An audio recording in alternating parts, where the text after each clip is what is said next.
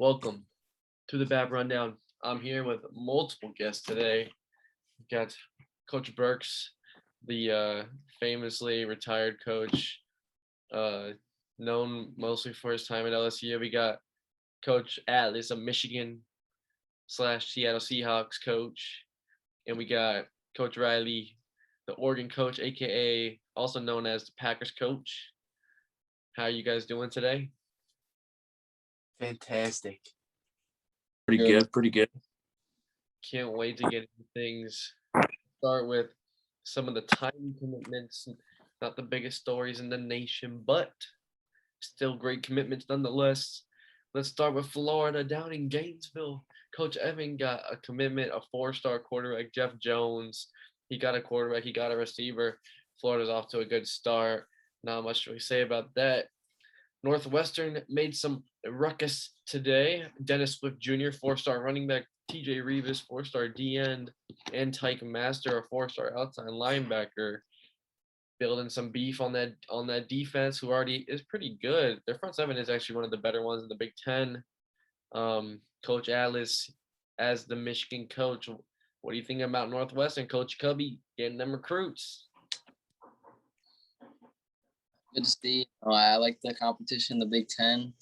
But sometimes you just hate to see recruits going to other teams in the Big Ten over your school. Gotta with it. You gotta respect the legend. More Big Ten news. Penn State got some commits. We've talked a lot about Penn State recently. Bill Nye, four-star D tackle. The Nittany Lions, Devin Workman, a three-star linebacker, and the controversial Wilbert Long, the three-star receiver. Is it his mom? Is it his best friend? Is it his neighbor? Is it his dog's account? Who knows? But people are not happy with Wilbert Long being friends with Martell in real life. Burks, what are you thinking about that as the quarterback, having to throw the ball to this guy? Personally, I find it interesting throwing the ball to Martello's mom as my wide receiver 3. But I can't hate on Coach Martello. He's building a contender. I want to compete for a championship. I'll throw to whoever's going to catch the ball. If Martello's mom can catch a ball 10 yards on an out route, I'll throw it to her, man. All right, then. More news now down in Wake Forest. Coach Brewer got a commit. Grover Macy, a four-star running back. You gotta like that for the Demon Deacons, who have not been relevant since Scott Macias, their one and only Hall of Famer. They made the playoffs once, I think, right? I believe I'm correct on that. They lost though. Back in the first reset, I think. Now Pac-12 UCLA Goose Geyser, four-star linebacker. He is going to the Bruins, and UCLA was the number one four-star linebacker. Coach Riley, Pac-12, UCLA getting some beef after they really haven't done much so far this offseason. So maybe a start of something for the Bruins.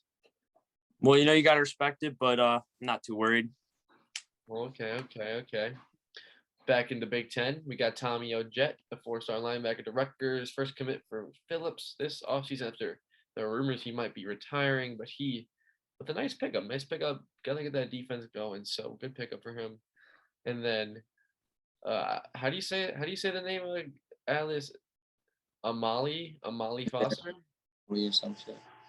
Amali Foster, the four-star quarterback to Michigan. Coach Alice, what are you thinking about the pickup?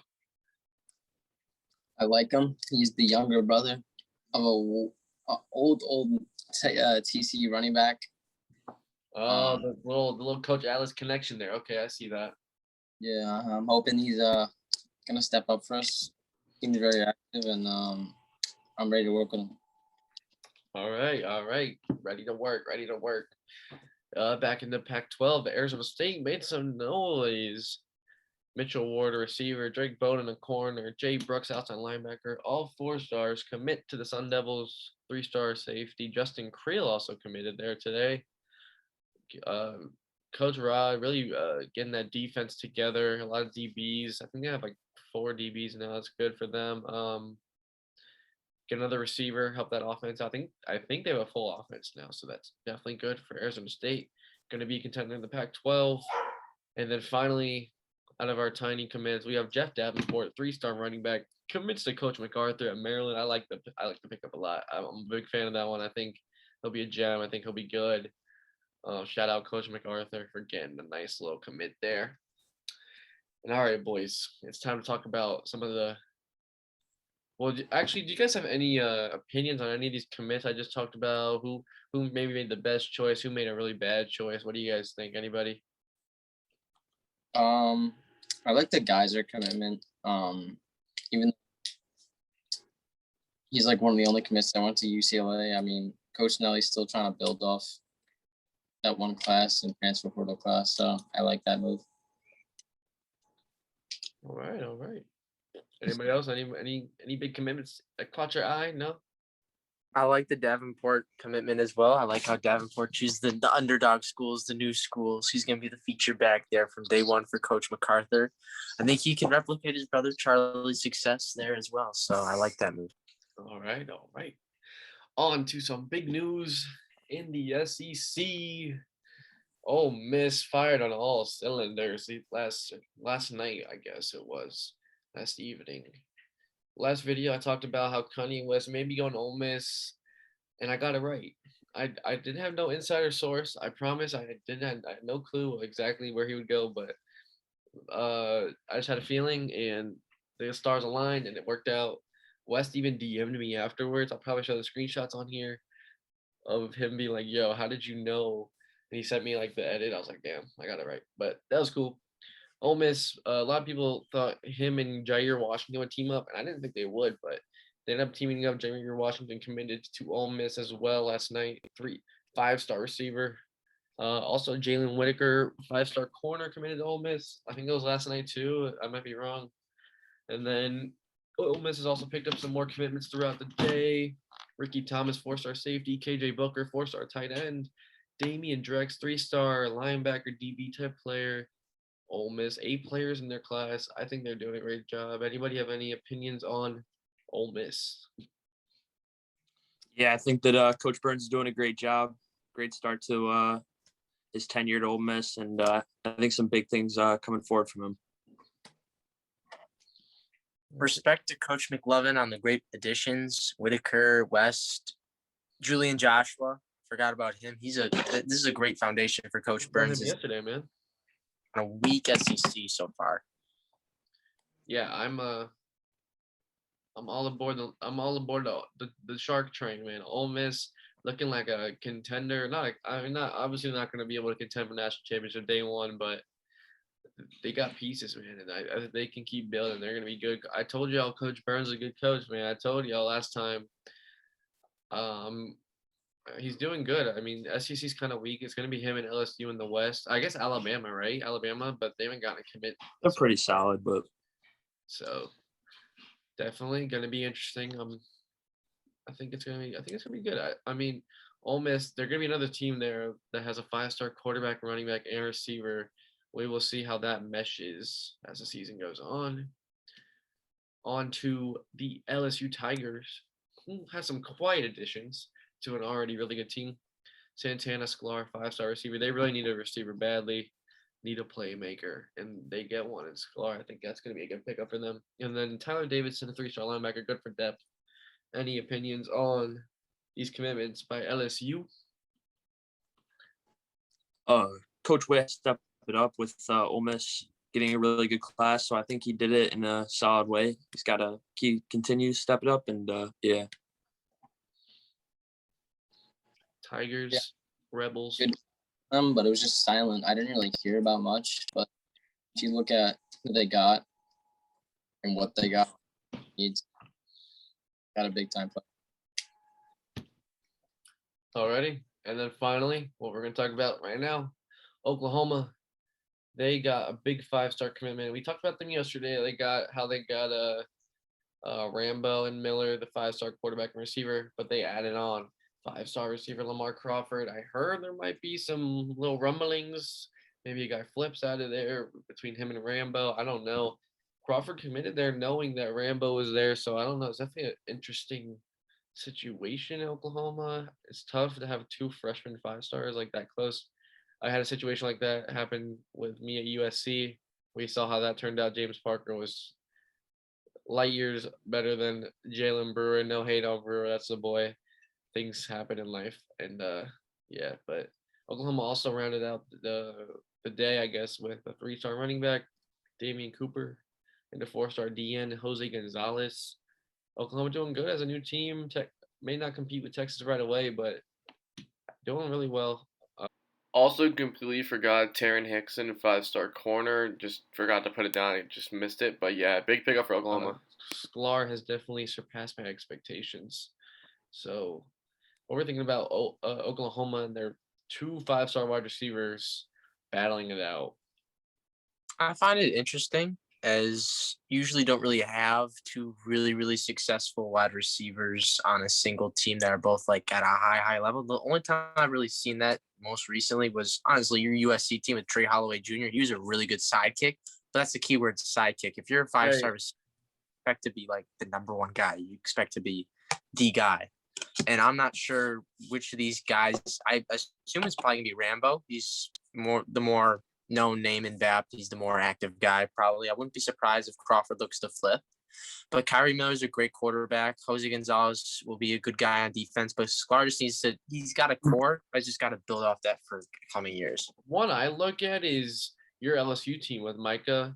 He was coming into his stardom, but then you also had like Flash Miller and Ja'Cory Savage. And did you have someone else? Cameron Corey West, but I didn't really have a wide receiver core other than those two were my main guys. You had Micah, but then you had Miller, Flash Miller, and Ja'Cory Savage. Those two were great guys. Like that receiving core is like, along with the tight end, might be one of the best I've seen. But Micah, like, there's a difference between like a team having a big time guy who's like a senior and having also a really good guy who's a sophomore, because that sophomore is going to grow into stardom. So it's different when you're both the same year, when you're both on the same trajectory. Like you're competing against each other rather than complementing each other. It could turn out that way. So that's definitely interesting. I'm trying to think. There was definitely one recently that's kind of like that. I don't remember off the top of my head. But a lot of guys, you just got to grow into your role. I mean, when Parker came to USC, we had Daxton Atlas was our senior receiver. We had Brewer and we had Holloway Jr., but he was like our 4th guy. So, I mean, you got to compete for your spot. You can't expect everything to just come to you. You're wide receiver 1. Like, if you're not being active, bro, you're gonna get replaced, bro. That's just my thoughts on it. I think Oregon's kind of a similar situation with Hickson and Burns and whoever else there may be in that receiving room, but Hickson obviously is above everyone else. He's a redshirt senior, I think, next year. So yeah. So yeah, that's my rant on Oklahoma and their receivers and how that works in BAP. So I mean, if they get to work along together, Oklahoma's gonna be a great team. If they're both active, both guys are gonna be good. But they may not both. You both will be really good, but you won't be able to win an award with a guy right next to you who's just as good as you. So it's kind of tough to do that. But all right, anybody have any final opinions today on anything? No. We did. All right, we did. All right. Our receiver on LSU is Cameron Bowden. But like, it kind of moved around though. It was more like Flash Miller. Flash Miller showed up in the playoffs though. Oh, he was a baller in the playoffs. And so did Savage. Ja'Cory Savage was good. That was such a good receiving core. That was good. That's why y'all won it all, because of how good your offense was. Even with Keepers not being that great. If I actually had a good running back, we'd be winning by 50 instead of 30. Dude, same thing with Oregon when they won it all. Their team was so good. They had Legend? Who was their receivers? They had good guys. They had Foreman. They had Foreman there. Foreman was good. That's when Foreman was good.